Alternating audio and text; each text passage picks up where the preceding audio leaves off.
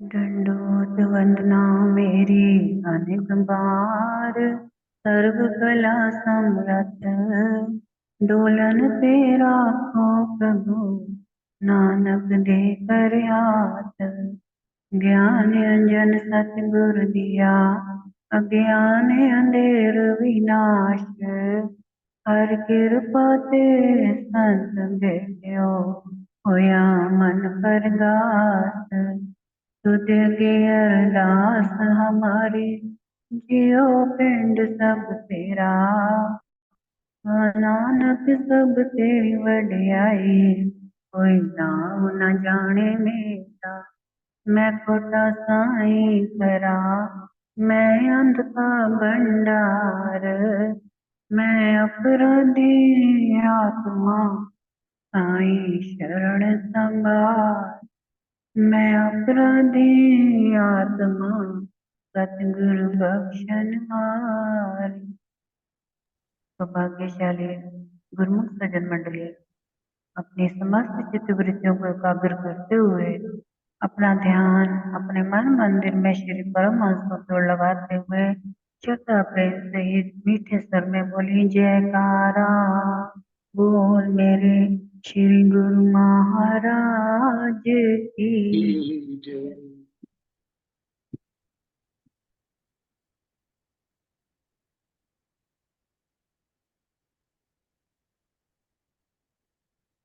कर्म करो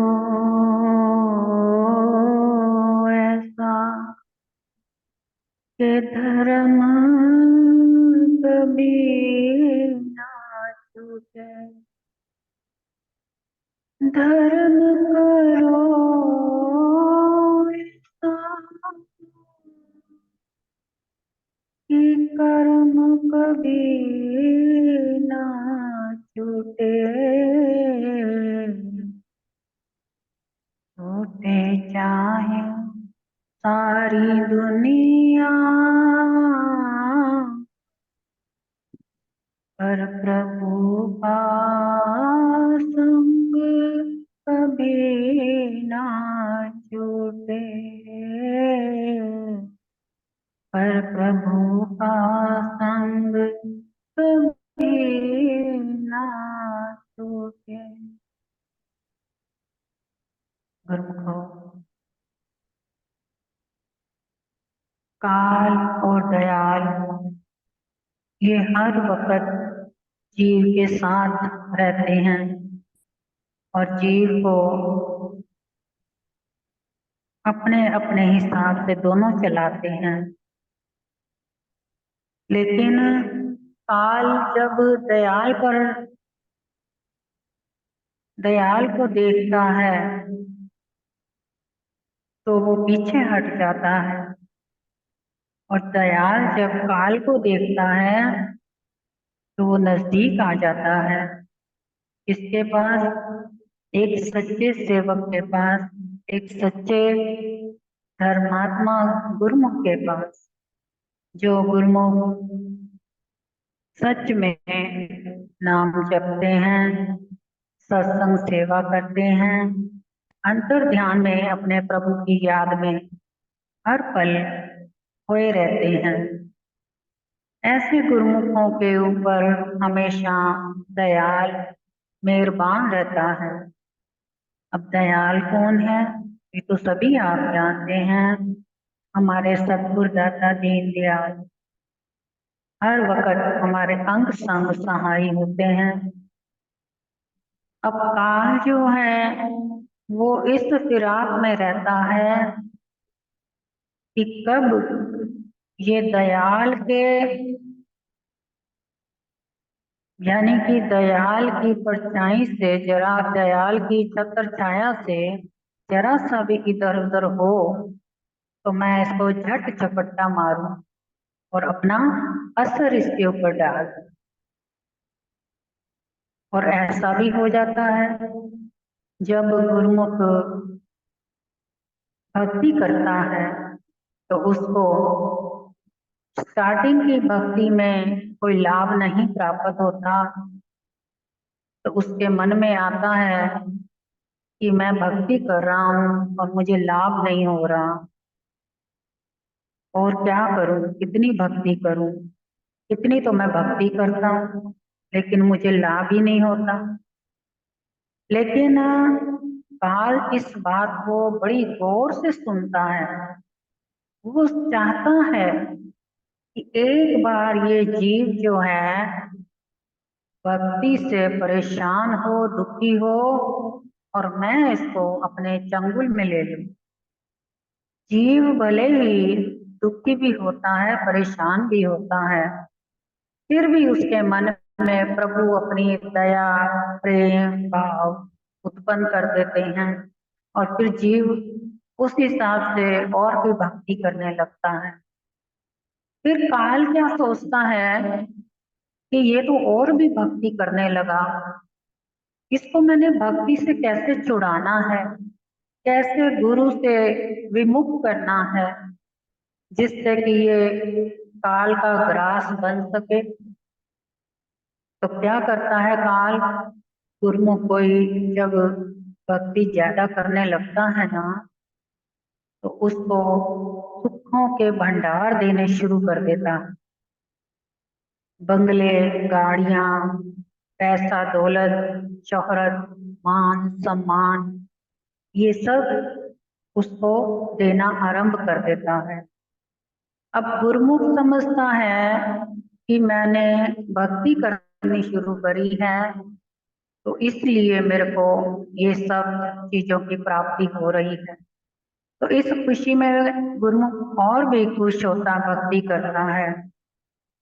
और काल इस वजह से दे रहा होता है कि अगर ये माया के जाल में फंस गया तो कम से कम भक्ति से छूटेगा, और ये दयाल का दास ना बनकर मेरे मुंह का ग्रास बन जाए। काल इस फिराक में रहता है। इतने में जब गुरुमुख इस बात को नहीं समझता, तो वो दूसरों को भी कहना शुरू कर देता है कि मैं तो भक्ति बहुत करता हूँ, जिस कारण मेरे को बंगले, गाड़ियां, धन दौलत, नाम शोहरत सब कुछ प्राप्त हुआ, ये सब भक्ति की वजह से है। लेकिन ऐसा नहीं है। भक्ति करते वक्त कहते हैं भक्ति कांटों की सेज है। भक्ति में बहुत ही कष्ट भी आते हैं, दुख भी आते हैं, परीक्षाएं भी होती हैं। और उस वक्त जब गुरुमुख डोलने लगता है उस घड़ी में, तो उस वक्त काल अपना फिर मौका देखकर अपना चौका मारता है अपनी माया का, और माया का ऐसा उसके ऊपर पसारा डाल देता है कि उसको फिर माया में ही इतना रुझा देता है कि उसका दिल करता है कि अब मैं और भी धन कमाऊं, और भी शोहरत कमाऊं, और भी खा पी के गुजारा करूं, और दूसरी बार अब भक्ति करने की क्या जरूरत पड़ी है, क्योंकि भक्ति करके जितना प्राप्त होना था उतना तो हो ही गया, अब भक्ति करने की जरूरत भी नहीं है। गुरुमुख इस भलेखे में क्या करता है, वो भक्ति करनी छोड़ देता है। और जब भक्ति करनी छोड़ देता है तो वही काल का जो इतना उसको माया मिली होती है, वही माया उसको फिर दुख, परेशानियां, कष्ट देने लगती है। जैसे कि किसी का घर में नुकसान करवा दिया, किसी का एक्सीडेंट करवा दिया, किसी को कोई बीमारी दे दी, या किसी को कोई ना कोई संसार में दुर्गति करवा दी। इस प्रकार से वही जो माया होती है फिर वो अपना तंग करने लग जाती है। क्यों? क्योंकि वो चाहती है कि जीव को दुखी करूं, परेशान करूं, ताकि ये जल्दी से जल्दी मौत के मुंह में जाए। मौत के मुंह में जाएगा तो ये काल का ग्रास बन जाएगा। आपने सुना होगा ना, कई बारी जीव कई ऐसे होते हैं जो संसार में सब कुछ रहते सहते भी अंदर से दुखी होते हैं, बड़े परेशान होते हैं, इतने दुखी अपनी, कोई संतान से दुखी होता है, कोई कारोबार से दुखी होता है, धन दौलत से दुखी होता है, कोई कहीं भी जहाँ इज्जत मान मिलता था जरा सी भी इज्जत मान घटी नहीं तो दुखी फिर हो गया। तो ऐसे कई प्रकार के दुख उसको घेर लेते हैं, जिस कारण उसका फिर मन जीने की इच्छा समाप्त कर बैठता है। फिर उसका जी करता है कि क्यों ना मैं अपना आत्महत्या कर लूं, इससे अच्छा तो मैं मर ही जाऊं। ऐसे ऐसे ख्याल, ऐसे ऐसे गंदे विचार उसके अंदर आने लगते हैं। जब वो विचारों से इस प्रकार के घिर जाता है, बहुत ही डावाडोल हो जाता है, तो धन दौलत शौहरत मान जिस सब चीजों से वो उब जाता है, तो फिर उसको दोबारा से अपने सतगुरु की याद आती है। फिर वो सतगुरु का नाम जपने लगता है, अपने सतगुरु के पास पहुंचता है। तो सतगुरु उसको समझाते हैं कि मूर्ख, हमने तो तेरे को भक्ति दी थी।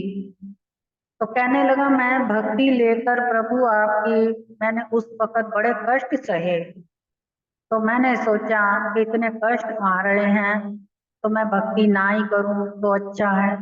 लेकिन फिर भी मैंने भक्ति बहुत करी, और वो मैंने पैसा धन दौलत शोहरत भी बहुत कमाई। फिर प्रभु ने समझाया कि जो धन दौलत की शोहरत शौकत जो भी तेरे को प्राप्त हुई थी, ये तो काल का एक जाल बिछा था तेरे ऊपर, और अब तेरे अंदर अगर ज्ञान का प्रकाश जागृत हुआ है, तेरे अंदर इस बात की समझ आ चुकी है, तो हम तेरे को बताएं, जिस वक्त गुरुमुख कोई भक्ति करता है उस वक्त अगर उसको कोई कष्ट आते हैं ना, तो ये मत सोचो कि आप भक्ति में कहीं ना कहीं गिर रहे हो, या आपकी भक्ति पूरी नहीं हो रही, या आपको भक्ति की वजह से दुख कष्ट हो रहे हैं।